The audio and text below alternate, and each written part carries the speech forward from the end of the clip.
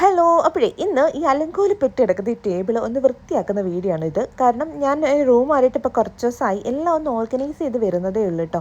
അപ്പം പഴയ റൂമിൻ്റെ അത്ര വലിപ്പമുള്ള റൂമല്ല, ചെറിയ റൂമാണ്. അതുകൊണ്ട് തന്നെ സാധനങ്ങളെല്ലാം ഓർഗനൈസ് ചെയ്ത് വെച്ചെങ്കിൽ മാത്രമേ ഇവിടെ സ്പേസ് ഉണ്ടാവുള്ളൂ.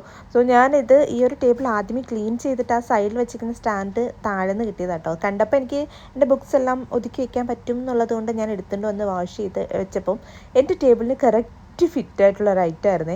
പിന്നെ എനിക്ക് വേണ്ടുന്ന സാധനങ്ങൾ മാത്രമേ പഴയ റൂമിൽ നിന്ന് ഞാൻ കൊണ്ടുവന്നിട്ടുള്ളൂ. കുറേ സാധനങ്ങൾ കളഞ്ഞിട്ടോ.